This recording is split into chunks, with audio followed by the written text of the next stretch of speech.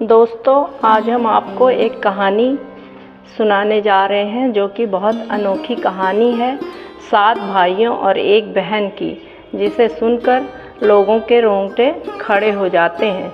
हज़ारों वर्ष पूर्व झारखंड के दक्षिणी छोटा नागपुर की प्रसिद्ध कहानी है 7 भाई और एक बहन की कहानी, जो कि पीढ़ी दर पीढ़ी पूर्वजों द्वारा सुनाई जा रही है।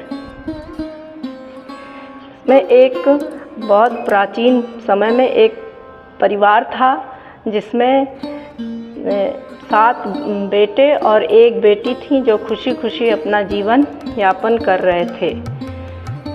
बड़ा भाई बहुत ही आज्ञाकारी और संस्कारी था। सबसे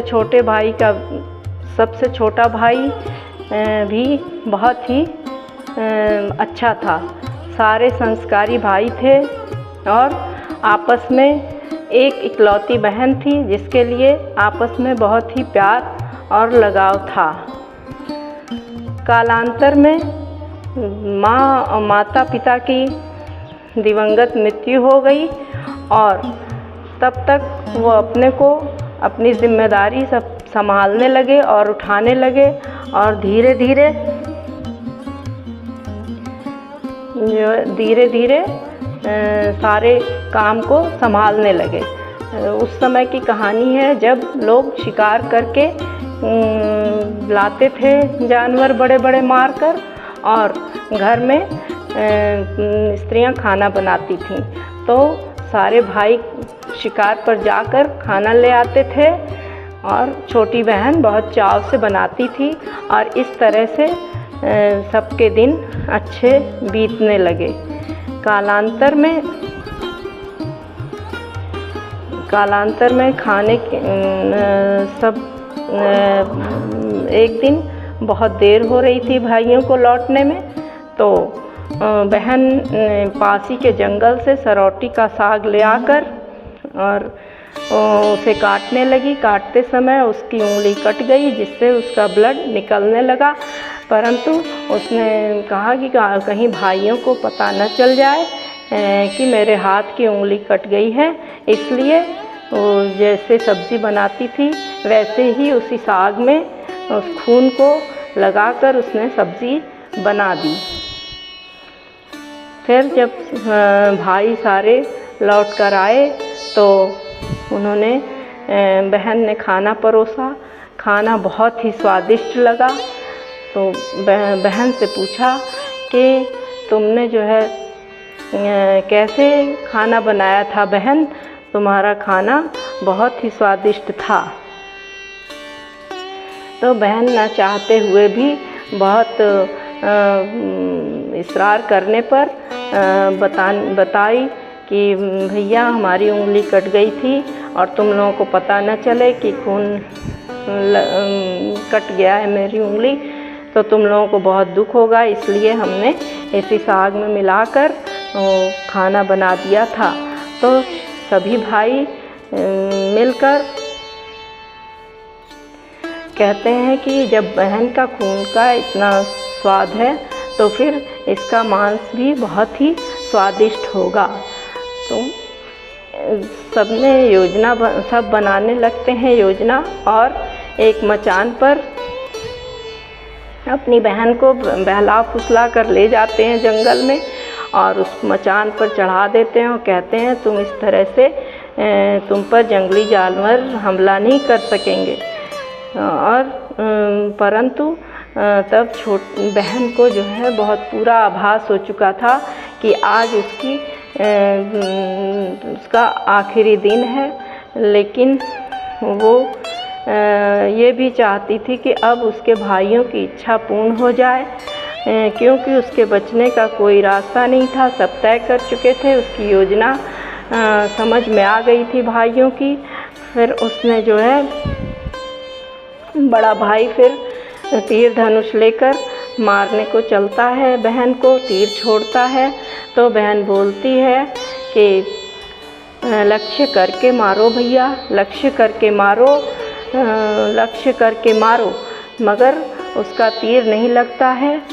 इसी तरह छोटा भाई भी निशाना लगाता है, मगर उसमें भी नहीं लगता है। इस तरह से 6 भाइयों के तीर जो है उसके निशाने पे नहीं लगते हैं। फिर सबसे छोटा भाई, जो कि जिसको अपनी बहन से बहुत लगाव है, वो नहीं चाहता है कि वो अपनी बहन को मारे, तो बहन कहती है कि लक्ष्य करके मारो भैया, लक्ष्य करके मारो, तीर निशाने पे लगे। फिर ऐसे करते हुए उसका तीर छोटे भाई का निशाने पे लग जाता है और बहन वहीं पर निस्तेज होकर गिर जाती है और उसकी आत्मा वहीं पर भटकने लगती है। फिर उसके बाद जो है बहन के मांस को पकाने के लिए सूखी लकड़ी और पानी लाने के लिए छोटे भाई को सारे भाई भेजते हैं और वो उदास होकर रोने लगता है, आँखों में आंसू भरकर गिरने लगता है। फिर उसके बाद उसके साथ वो पूछने लगते हैं सारे, वो मेढक, केकड़े और मछली, तो वो बताता है कि मेरी बहन को मार दिया है और मैं उसका मांस नहीं खाना चाहता हूँ। तो और नाग देवता भी रहते हैं, तो वो रस्सी की तरह लपट जाते हैं। ये सब करके वो जो है अपना ले आता है सारा सामान और एक गड्ढा करके वहीं पे बहन का मांस छुपा देता है और अपने केकड़ा, मांस, मेढक और मछली खा लेता है और उसको जो है उसके मांस को चोरी से छुपा देता है। और उसके बाद वहाँ पर कालांतर में वो जो है एक झुंड, बसवाड़ी बांस का एक झुंड उग जाता है। इस घटना के कई वर्ष बाद एक संत जोगी जो है वहाँ से उस बुदबुदे से गुज़र रहा है बांस के, तो फिर वो उससे एक केंद्रा बना लेता है, बांसुरी बना लेता है। तो बांसुरी को जाता है, अपने घूमते घूमते बड़े भाई के घर पहुंच जाता है। तो बड़ा भाई के पास वो कहती है, ना बाजो रे बांसुरी, ना बाजो रे, मोर दुश्मन का घर हो। इसी तरह वो 6 भाइयों के पास जाता है और 6 भाइयों के घर से बांसुरी से आवाज़ आती है, ना बाजो रे बांसुरी, ना बाजो रे, मोर दुश्मन का घर हो। फिर उसके बाद वो 7वें भाई के पास जाता है संत, और वहाँ पर वो बोलता है कि बाजो रे बांसुरी, बाजो जोर जोर से, बाजो रे बांसुरी, ये तो मोर भैया का घर है, ये तो मोर भैया का घर है। तब उसके बाद वो जोगी को अच्छे से मेहमान नवाजी करता है और उससे वो बांसुरी ले लेता है। बांसुरी लेने के बाद वो उसको एक अच्छी जगह पे स्थापित कर देता है और उसके बाद जो है वो अपने काम पर दूसरे दिन चला जाता है। तो फिर उसके घर की जब वो वापस आता है तो बहुत अच्छे से साफ़ सफाई हुई है। फिर वो सोचता है कि इतना सुंदर किसने सजाया है। फिर वो जिज्ञासा के साथ अपने भाइयों और भाभियों के पास पहुंचता है। तो भाभियां कहती हैं, अरे हम लोगों को तो अपना ही काम करने में फुर्सत नहीं है, तो तुम्हारे घर का काम कैसे करेंगे। तो फिर वो उसकी जिज्ञासा बहुत वो होती है, तेज़ी से बढ़ जाती है। फिर दूसरे दिन वो काम पर नहीं जाता है छोटा भाई और छुप कर देखने लगता है। तो देखता है उस बांसुरी केंद्रा से निकलकर एक लड़की, खूबसूरत सी लड़की आती है जो कि उसकी बहन जैसी होती है। साफ़ सफाई करके फिर वो उसी बांसुरी में चली जाती है। फिर उसके बाद बांसुरी में चली जाती है। फिर वो अपने भाभी से जाकर ये बात बताता है। तो भाभी बताती है कि तुम उस बांसुरी को, जब वो काम करके लड़की जाने लगेगी बांसुरी के अंदर, तो तुम उस बांसुरी को जला देना और उस पर तुलसी जल छिड़क देना, तब देखना।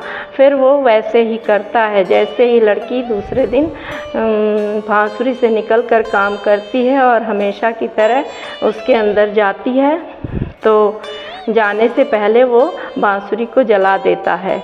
फिर उसके बाद लड़की हमेशा के लिए मानव रूप में परिवर्तित हो जाती है, परिवर्तित मानव रूप ले लेती है और दोनों भाई बहन अपना वो उसकी बहन की तरह होती है तो वो उसे अपना लेता है और अपने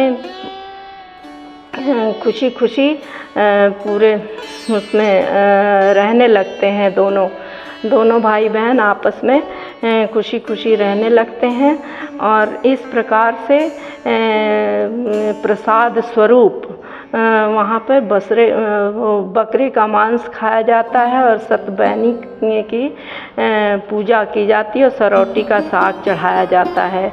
इस प्रकार दोस्तों हमने आपको ये कहानी बताई है।